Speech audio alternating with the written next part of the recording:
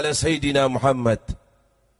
Bersama-sama kita peringati hari kelahirannya. Tidak lain agar terus tidak putus.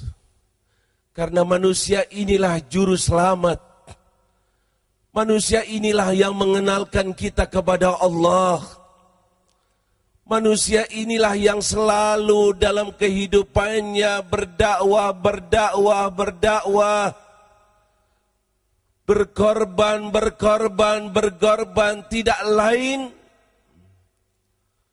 agar kita selamat. Agar kita semua berada di surga Allah. Agar kita selamat dari azab Allah. Agar kita bersama-sama insya Allah termasuk hamba Allah yang beriman kepada Allah, menjalankan perintah Allah, sehingga kita keluar dari dunia, kuburan kita berubah menjadi taman surga. Amin ya Allah. Dan besok di akhirat ditempatkan di surga Allah. Amin ya Allah. Inilah perjuangan Habibuna Muhammad. Inilah manusia yang penuh kasih sayang kepada kita. Inilah manusia yang selalu memikirkan akan keselamatan kita. Inilah besok. Tidak ada manusia yang peduli kepada kita, menolong kita, memperhatikan kita, kecuali Habibuna Muhammad.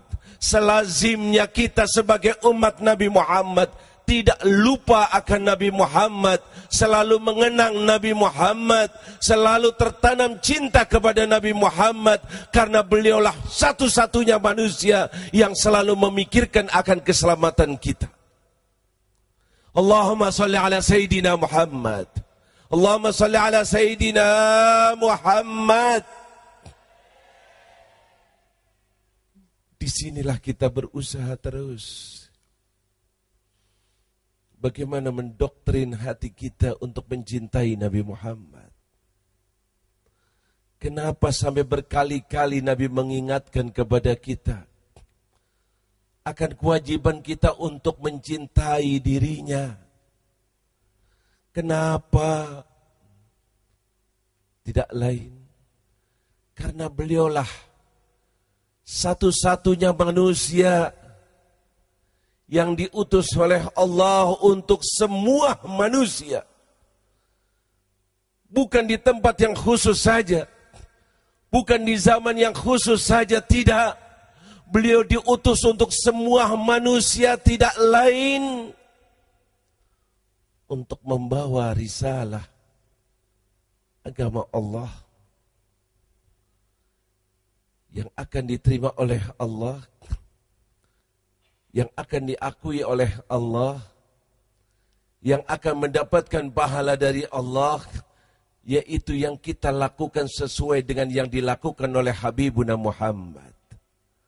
Taat kepada Nabi Muhammad berarti taat kepada Allah.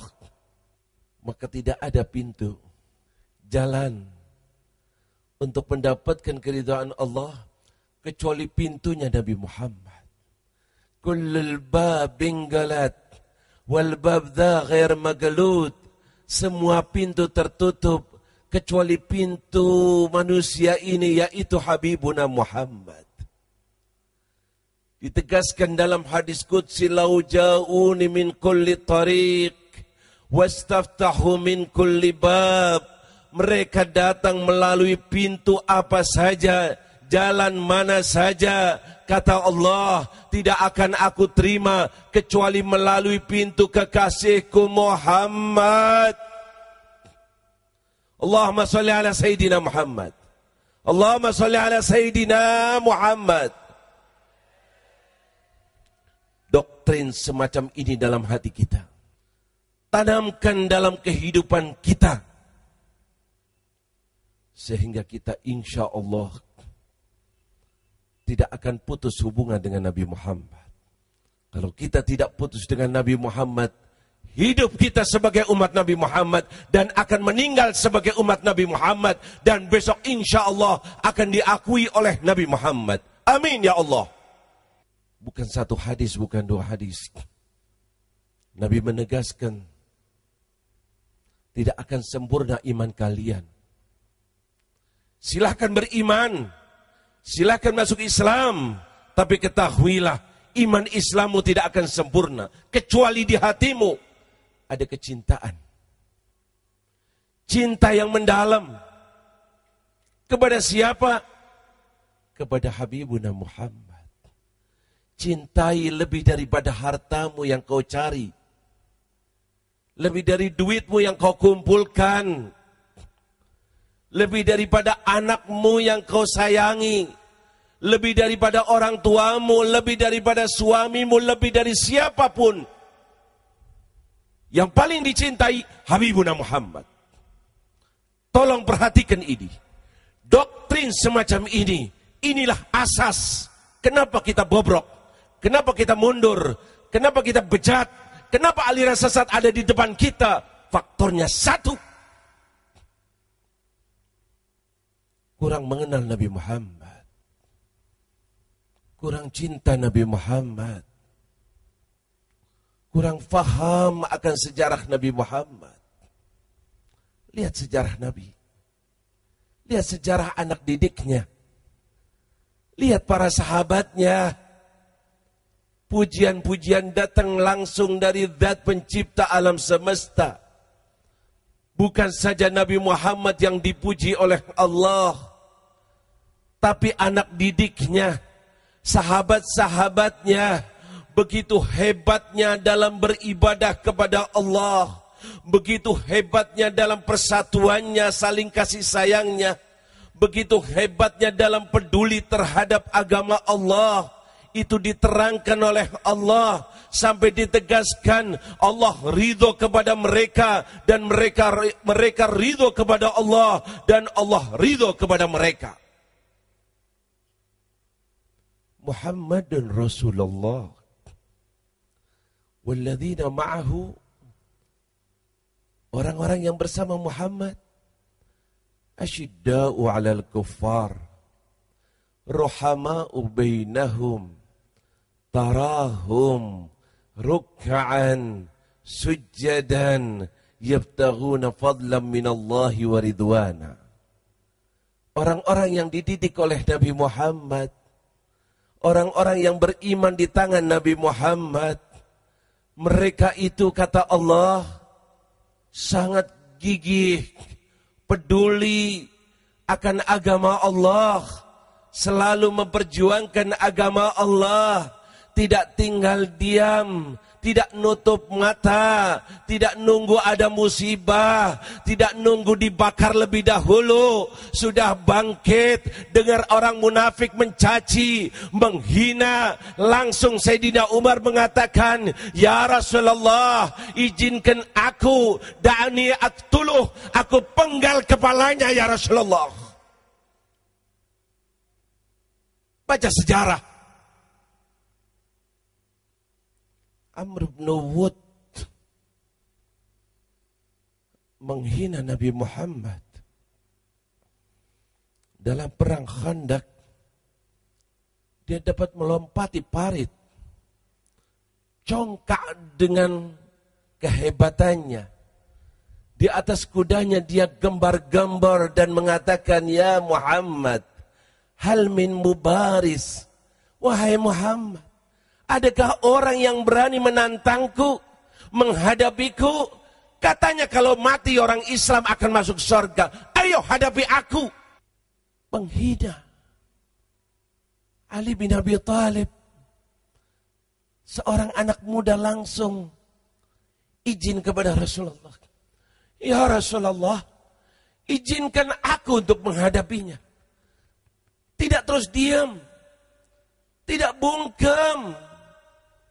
Bangkit Sayyidina Ali. Izinkan aku untuk menghadapinya. Rasulullah mengatakan, "Wahai Ali, innahu Amr." Itu Amr, bukan sembarang orang. Duduk.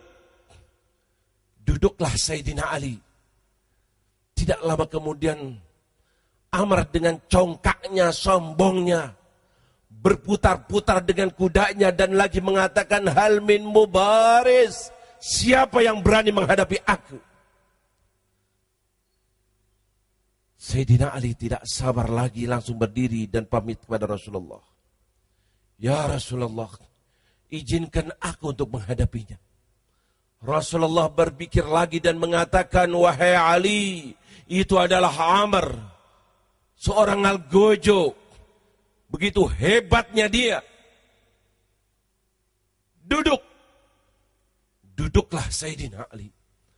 Dan rasa ghirah, kepedulian, kecemburuan terhadap agama Allah, terhadap Rasulullah sangat membara dalam hatinya, sehingga sewaktu ketiga kalinya Amr menggembor lagi dan mengatakan hal min mubaris, Sayyidina Ali berdiri lagi dan izin kepada Rasulullah, ya Rasulullah, izinkan aku untuk menghadapinya. Rasulullah mengatakan, ijlis ya Ali, innahu Amr, duduklah wahai Ali, itu adalah Amr. Sayyidina Ali mengatakan, wa in kana Amr ya Rasulullah, sekalipun Amr dia itu. Diizinkan oleh Rasulullah. Bangkitlah Sayyidina Ali. Sewaktu datang kepada Amr, ditanya, siapa kamu? Aku Ali bin Abi Thalib. Oh, anak muda, balik pulang. Sayang pedangku, aku tidak ingin membunuh anak muda. Bawa sini orang yang sepantarku untuk menghadapiku. Maka Sayyidina Ali mengatakan, tapi aku yang akan membunuh kamu. Terjadilah duel yang begitu dahsyat, hebat, debu naik ke atas, tidak kelihatan mana Ali, mana Amr. Namun tidak lama kemudian terdengar suara Allahu Akbar, Allahu Akbar. Disitulah para sahabat mengetahui bahwa kemenangan ada pada Sayyidina Ali. Yang jelas di sini kecemburuan terhadap agama Allah. Asyidda'u 'alal kuffar. Ini kita krisis.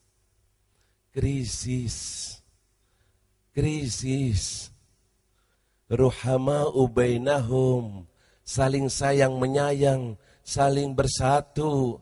Krisis. Ini yang dialami umat Nabi Muhammad. Kenapa kita semacam ini? Bukankah Nabi sebagai nabinya para sahabat, sebagai nabinya para tabi'in, sebagai nabinya tabi'in, sampai kepada kita terus sebagai nabi kita, diutus untuk alam semesta. Kenapa kita tidak sebagaimana mereka para sahabatnya? Salah satu santri bertanya dalam majelis, Habib, kenapa kita tidak sebagaimana para sahabat, tidak bisa menjalankan hal semacam itu? Aku katakan ini pertanyaan yang sangat baik. Ketahuilah, sahabat berjuang, sahabat berkorban, sahabat indah sejarahnya. Kenapa? Tidak lain karena di dalam hatinya tertanam rasa cinta yang sangat dalam kepada Nabi Muhammad. Cintai inilah Pak, cinta kekuatan yang sangat dahsyat, cinta sama Rasulullah. Thauban menjawab, ya Rasulullah, aku sangat mencintaimu. Bila aku bepergian, ingat dirimu, aku cepat-cepat pulang. Bila aku berada di rumah, teringat dirimu, aku datang ke rumahmu. Ini kehidupanku selalu mengidolakan dirimu. Ingin selalu dekat denganmu. Ingin selalu melihat wajahmu ya Rasulullah. Namun dalam beberapa malam ini aku tidak bisa tidur. Karena aku teringat besok. Bila aku meninggal, dan kau meninggal ya Rasulullah, bila Allah mengampuni dosaku, mendapatkan rahmatnya, aku masuk surga. Tentu saja surgaku tidak akan sama dengan surgamu ya Rasulullah. Lalu apa artinya surga kalau aku di surga tidak dapat melihat mukamu ya Rasulullah? Pucat mukamu. Mukanya Thauban pucat karena memikirkan nanti kalau di surga tidak bisa bareng dengan Nabi Muhammad. Tidak bisa melihat muka Nabi Muhammad. Ini kecintaan yang sangat mendalam. Doktrin daripada didikan Nabi Muhammad kepada para sahabatnya. Berapa banyak yang semacam ini? Berapa banyak sejarah menceritakan kecintaan-kecintaannya? Ya Allah, satu lagi sedang bepergian jauh. Pulang ke rumahnya dalam keadaan capek. Masuk rumah, dia punya 2 istri. Istrinya sudah menunggu kedatangannya. Disiapkan korma yang baru dipetiknya di musim panas. Duduk masuk rumah dalam keadaan capek, kudanya ditaruh, pedangnya ditaruh, duduk depan 2 istrinya.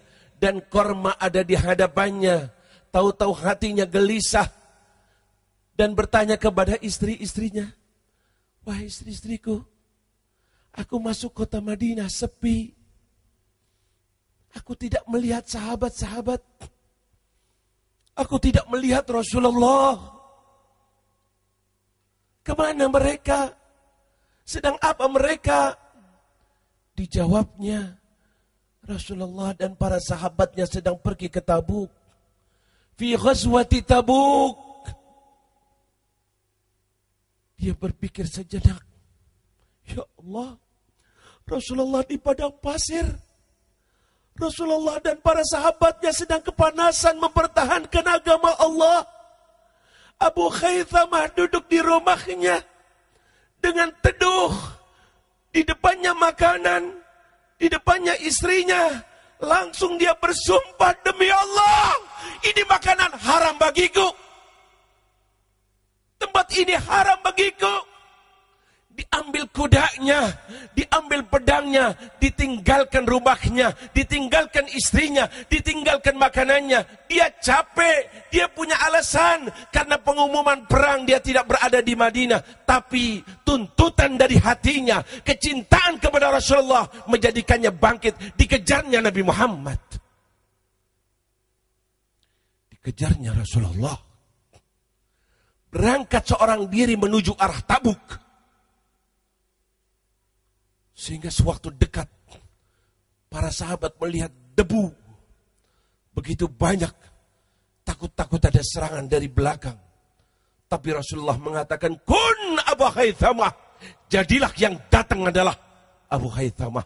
Maka datanglah Abu Khaythamah. Dipeluknya Rasulullah SAW. Ini kunci rahasia. Ingin jadi orang yang soleh. Ingin senang menjalankan sunnah Nabi Muhammad. Ingin murah harta kita untuk jalan Allah.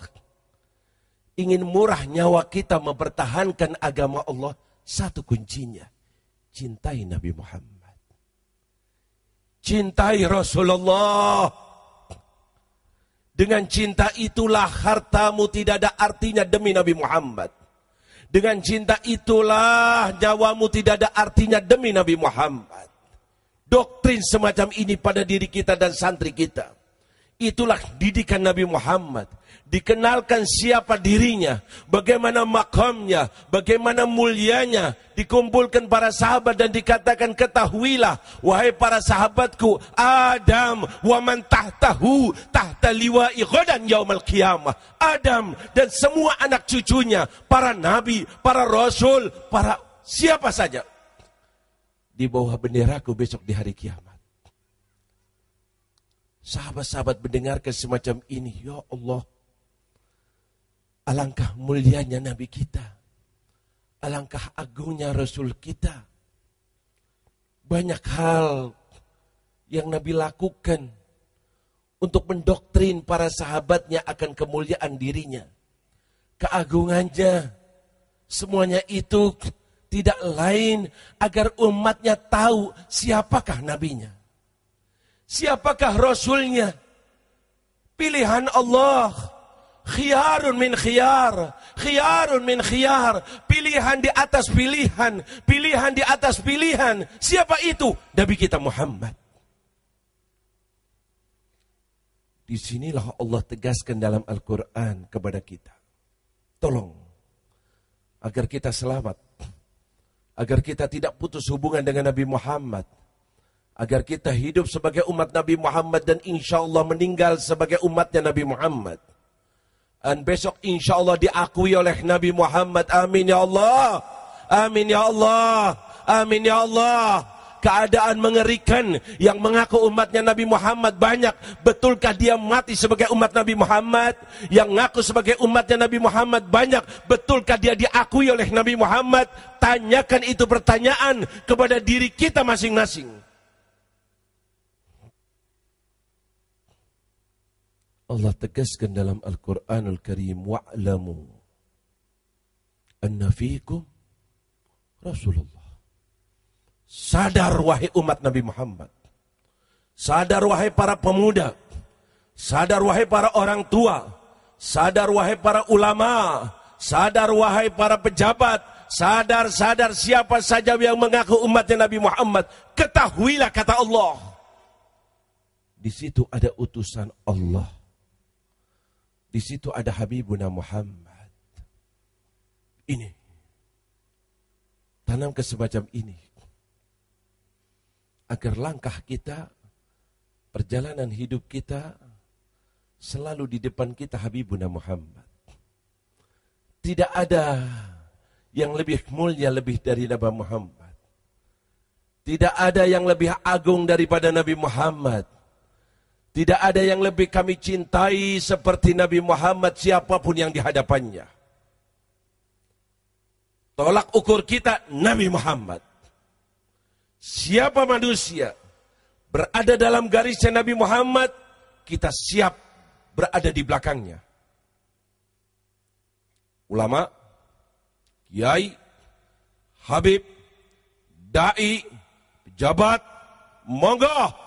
Selama berada dalam misinya Nabi Muhammad, kita siap berada di belakangnya. Setuju? Setuju? Setuju? Doktrin semacam itu. Dan sebaliknya, siapapun manusianya bertentangan dengan ajaran Nabi Muhammad, baik itu ulama, baik itu habib, kiai, pejabat, siapapun orangnya, kita siap buka dada untuk menghadapinya. Allahu Akbar, Allahu Akbar, Allahu Akbar. Tanam ke semacam itu dalam hati kita. Tolak ukur kita adalah Nabi Muhammad. Jangan bilang itu guruku, jangan bilang itu kiaiku, jangan bilang itu familiku, jangan bilang itu habib, jangan bilang siapa saja. Melawan Nabi Muhammad, mengobok-obok ajaran Nabi Muhammad, bertentangan dengan Nabi Muhammad, kita siap bangkit, kita siap buka dada, kita siap untuk menanggung resiko apapun demi Nabi Muhammad. Dan besok pasti tidak akan dilupakan oleh Nabi Muhammad, karena kita berkorban tidak lain untuk Nabi Muhammad. Nabi Muhammad pasti akan mengingat kepada kita. Allahumma sholli ala Sayyidina Muhammad, Allahumma sholli ala Sayyidina Muhammad, Allahumma sholli ala Sayyidina Muhammad. Ini kuncinya cinta. Kuncinya kenali Nabi Muhammad. Kita sudah cukup tidur nyenyak. Kita sudah cukup lengah. Kita sudah cukup memalukan Nabi Muhammad. Ngaku umatnya Nabi Muhammad, ngaku pecinta Nabi Muhammad, sama sekali tidak terlihat perjuangan untuk Nabi Muhammad. Kenapa di Indonesia banyak aliran sesat? Kenapa di Indonesia banyak maksiat? Bukankah di Indonesia mayoritas umat Islam? Betul? Bukankah di Indonesia banyak ulama? Betul? Bukankah di Indonesia banyak majelis taklim? Bukankah di Indonesia banyak pesantren? Kenapa lagi-lagi keluar aliran sesat? Lagi-lagi timbul paham-paham yang na'udzubillah. Lagi-lagi, ya Allah, maksiat yang ada di negara kita lebih daripada negara sekuler. Kemaksiatan yang sudah melampaui batas. Aliran sesat yang ada di Indonesia, ya Allah.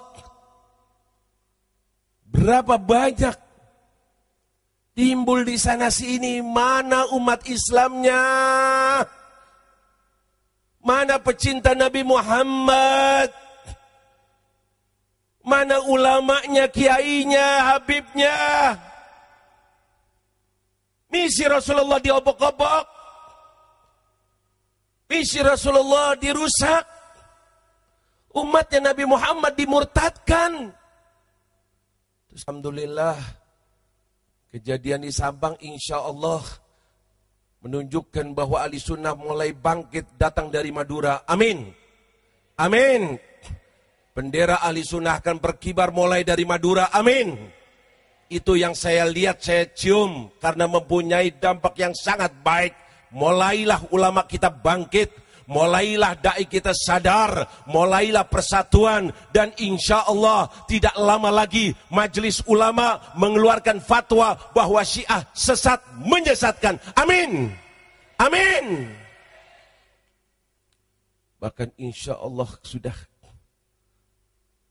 Departemen Agama kita insya Allah ini kalau sudah umaroknya sudah ngasih lampu hijau, kiainya masih bungkam, ya na'udzubillah min dzalik, bangkit bela Nabi Muhammad, senangkan Nabi Muhammad, biar kita besok insya Allah disenangkan oleh Nabi Muhammad. Amin, amin. Mumpung masih ada waktu, mumpung masih ada umur, mumpung masih bisa berbicara, mumpung masih punya duit, sebentar lagi kita akan meninggal. Tidak ada yang bantu kita kecuali Nabi Muhammad. Syafaat ada sama Nabi Muhammad. Agar kita bisa berhak mendapatkan syafaat dari Nabi Muhammad. Berjuanglah, berjuanglah, berkorbanlah selagi di dunia untuk misi Nabi Muhammad. Kita kibarkan ajaran Nabi Muhammad dan siap buka dada melawan orang-orang yang mengobok-obok ajaran Nabi Muhammad. Amin ya Allah.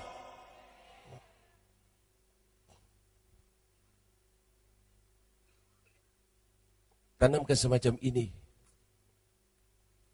Mumpung masih ada waktu, pemudanya, orang tuanya, konglomeratnya, ulamanya, siapa saja.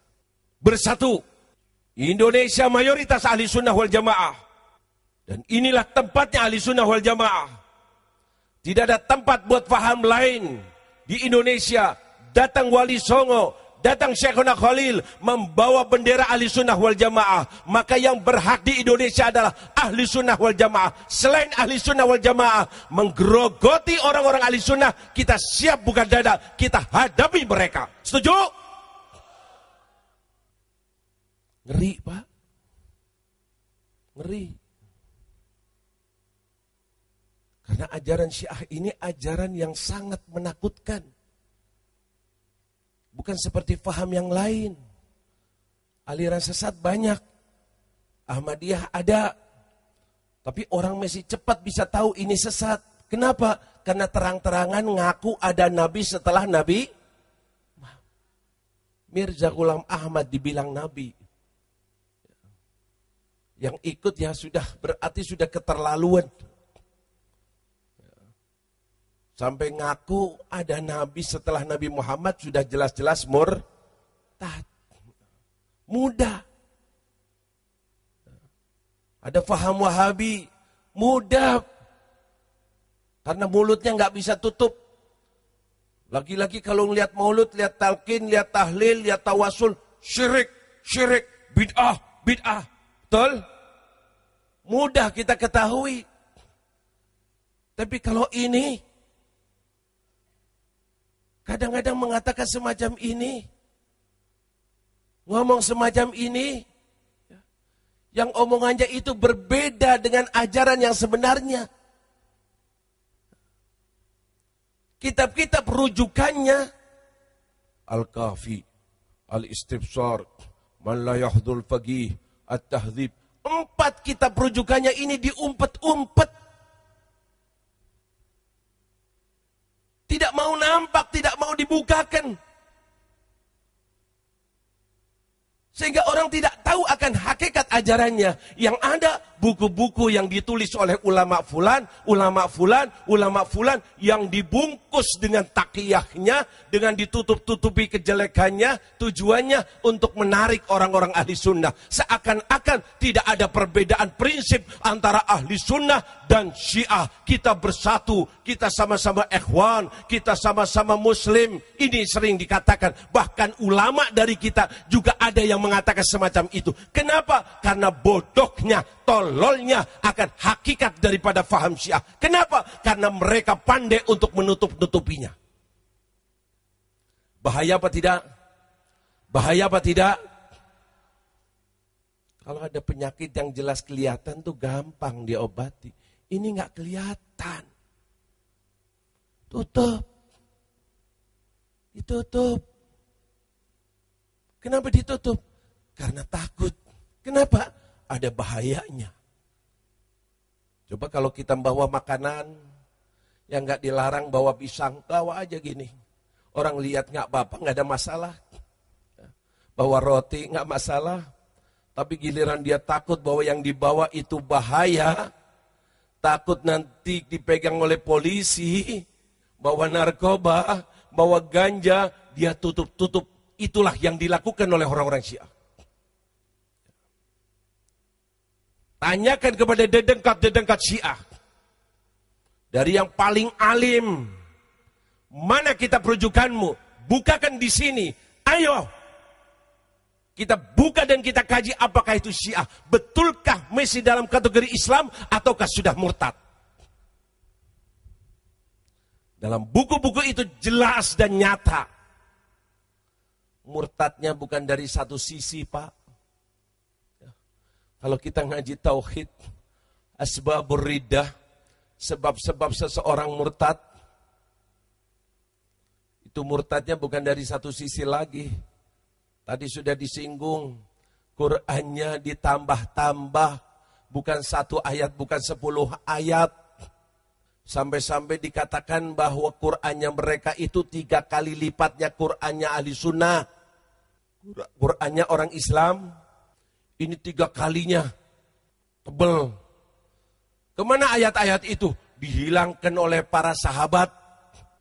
Bagaimana keyakinan semacam ini? Masihkah muslim ataukah sudah murtad? Muslim atau murtad? Ini. Sahabat-sahabat Nabi yang dididik oleh Rasulullah, yang dipuji oleh Allah, keyakinan mereka dengan meninggalnya Rasulullah, para sahabat itu sudah pada murtad kecuali 3 orang. Riwayat lain mengatakan kecuali 4 orang, yang lainnya semuanya murtad. Abu Bakar murtad, Umar murtad, Utsman murtad, Bilal murtad, Zaid murtad, semuanya sahabat murtad kecuali 4 orang. Lihat, ini keyakinannya. Ya Allah. Tapi hal semacam ini tidak dinampakkan. Ditutup. Diberikan buku-buku yang mengarah ke situ. Dibawakan cerita-cerita fiktif, bikinan mereka, sehingga dilihat, kok Abu Bakar begini ya? Khilafah kan sebetulnya Sayyidina Ali. Sayyidina Ali yang ditunjuk oleh Rasulullah. Kok akhirnya jadi Abu Bakar? Sampai akhirnya timbul dalam hatinya, berarti Abu Bakar perampok. Ini. Semacam ini. Jadi kalau ada yang kemarin saya lihat, ya Allah, orang-orang yang ngungsi katanya.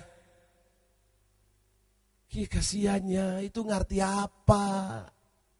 Jangan lagi itu ustadznya sendiri yang namanya siapa itu? Ya Allah, bisa apa? Dibodohi, dibahlul-bahluli, ditolol-tololi, taunya buku-buku diayak, buku-buku promosi yang tidak menampakkan hakikat Syiah. Akhirnya terbawa, kalau dia sadar mau apa yang ada di Al-Kafi, Al-Istifsar, Mana Yahdul Faqih, At-Tahdhib, akan melek dan tahu bahwa ini ajaran bukan ajaran Islam, tidak lain adalah ajaran Yahudi.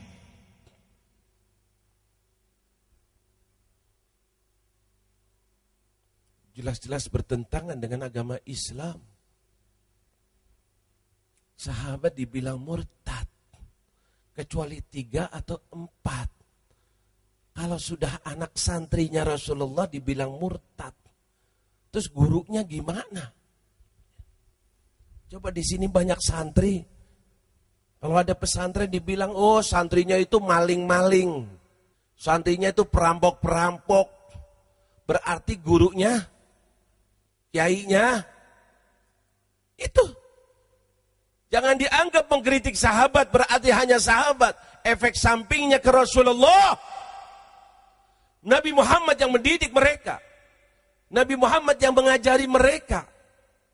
Dan dari mana ini agama bisa kita dapati dari Rasulullah?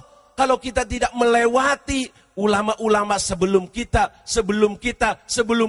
yang nantinya dari para sahabat yang kumpul langsung dengan Nabi Muhammad. Disinilah Al-Imamul Haddad mengatakan wadzul qadhi fihim hadimun asladini. Yang lancang berani mengkritik para sahabat berarti telah menghancurkan agamanya. Agama kita dapati dari sahabat-sahabat Nabi yang menceritakan hadis Nabi, yang membawakan sejarah Nabi, yang menerangkan ajaran Nabi, tidak lain adalah para sahabat dan keluarga Nabi juga. Kalau disebut sahabat berarti masuk keluarga Nabi. Ini mulai, Pak. Ini baru sedikit yang saya terangkan, belum yang lain-lainnya. Apalagi kalau sudah masuk masalah mut'ah. Tahu mut'ah? Gak tahu? Alhamdulillah. Jangan tahu.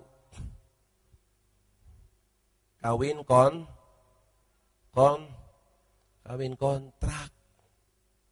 Ya Allah. Jadi perempuan itu dianggapnya apa? Gak tahu dah. Dikontrak 3 bulan. Berapa? 500.000. Habis itu buang. Ganti lainnya. Ini dibolehkan. Bahkan diperbolehkan bukan 1, bukan 2. Perempuan mau dikontrak berapa? 3 boleh, boleh. 10 boleh. 100 boleh. Sekalipun 1000 katanya. Dalam hadisnya mengatakan sekalipun 1000 fa innahunna musta'jarat. Mereka adalah perempuan sewaan. Lihat. Ini pantasnya perempuan-perempuan demo ini. Tidak cukup semacam itu, kadang-kadang dikontrak. Dalam kitab-kitabnya itu saya ceritakan semacam ini dan saya bertanggung jawab. Barangkali ada Syiah di sini, monggo, saya akan tunjukkan kitab-kitabnya.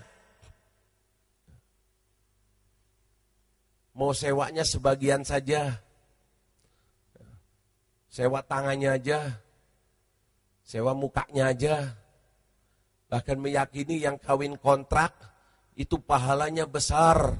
Setiap dia kawin kontrak dapat pahala sekian. Nanti kalau dia mandi, setiap tetesan dosanya diampuni oleh Allah. Sebab apa? Dia habis kawin kontrak. Ini ajarannya. Sampai dikatakan oleh para ulama, memang ini ajaran Syiah itu akidah najis. Akidah yang najis. Banyak lagi kesesatan-kesesatannya. Yang jelas, yang penting sekarang ini semua daripada kita ambil ibrah, ambil pelajaran Jangan sampai kita nanti kemasukan, jangan sampai ada paham itu di daerah kita. Semuanya wajib bangkit, semuanya wajib peduli sebagai rasa cinta kita kepada Nabi Muhammad. Jangan bikin peringatan Maulid Nabi kalau di hatinya tidak ada rasa cinta kepada Nabi Muhammad. Jangan mengatakan cinta kepada Nabi Muhammad kalau tidak mau berkorban untuk Nabi Muhammad. Allahumma sholli ala Sayyidina Muhammad. Allahumma sholli ala Sayyidina Muhammad. Allahumma sholli ala Sayyidina Muhammad. Mumpung masih ada umur, masih ada waktu. Berkorban sebelum kita jadi korban. Mereka mumpung masih sedikit. Kalau sudah banyak, 20% saja ahli sunnah akan dihabisi oleh mereka. Jangan terbawa kata-kata persatuan. Persatuan yang diperintahkan oleh Allah, yang diperintahkan oleh Rasulullah adalah untuk sesama muslim. Satu akidah, barulah kita bersatu dengannya. Pegangi omongan saya. Jangan sampai Rasulullah murka kepada kita. Jangan sampai tidak diakui oleh Nabi Muhammad. Buktikan rasa cinta kita. Apapun resikonya, kau akan diancam, kau akan diteror, kau akan difitnah, kau akan apa saja aku rela demi Nabi Muhammad. Amin ya Allah. Berjuang atau tidak berjuang tetap kita akan mati. Daripada mati konyol, lebih baik mati membela Nabi Muhammad. Betul? Jaga tempat kita. Usahakan tulis di pintu gerbang. Madura bebas dari aliran Syiah. Setuju? Setuju? Yang Syiah harus keluar dari Madura. Setuju? Bahkan bukan Madura saja, keluar dari Indonesia. Setuju? Tinggal buktikan apa yang harus kita lakukan. 25 tahun saya berjuang melawan Syiah. Biar seorang diri tetap kita akan hadapi. Mumpung saya hidup, saya ingin nyenangkan Nabi Muhammad. Biar besok insya Allah disenangkan oleh Nabi Muhammad. Amin ya Allah. Sudah enggak punya apa-apa. Ibadah malas. Dzikir malas. Hanya sedikit. Diterima tidaknya wallahu a'lam. Tinggal satu harapan kita. Apa itu? Syafaatnya Nabi Muhammad. Besok jangan dilupakan oleh Nabi Muhammad. Besok diakui oleh Nabi Muhammad. Besok masuk rombongannya Nabi Muhammad. Mendapatkan air telaga dari tangan Nabi Muhammad. Dan masuk surga di bawah bendera Nabi Muhammad. Amin ya Allah.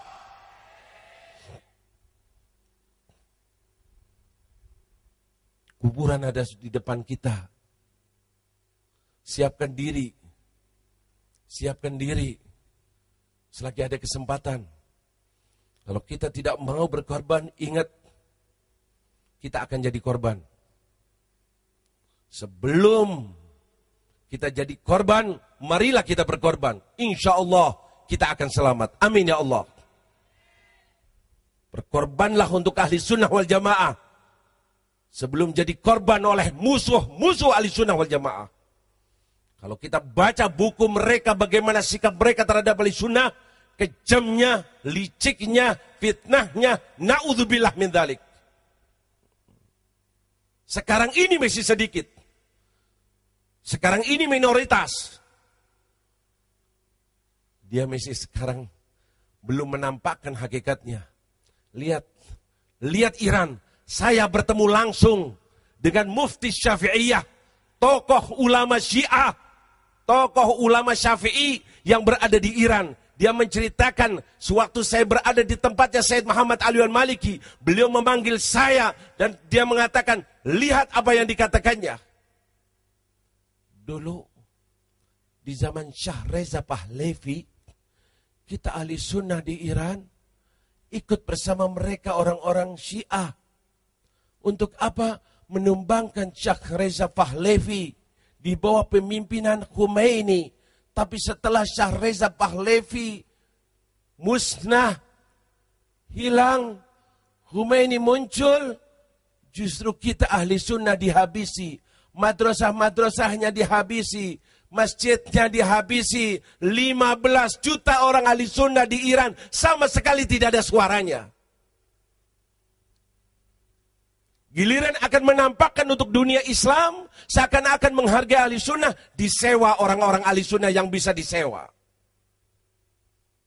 Ini keadaan di sana. Jangan sampai menimpa di negara kita. Tidak ada dua paham berada di bawah satu negara, kecuali keadaan itu akan kacau balau. Jangan harapkan akan tentram. Contoh ada di hadapan kita. Lihat di Pakistan, adanya orang-orang Syiah, apa yang terjadi di sana. Lihat di Irak, lihat sekarang di Bahrain, dan jangan sampai terjadi di negara kita. Sebelum mereka banyak, sebelum mereka menjalar, sebelum banyak orang kita yang ditipu, mari kita bangkit, bebaskan negara kita dari aliran Syiah. Tetap yang ada di Indonesia hanya Ahlus Sunnah wal. Tolong, selagi kita memperingati peringatan Maulid Nabi Muhammad SAW,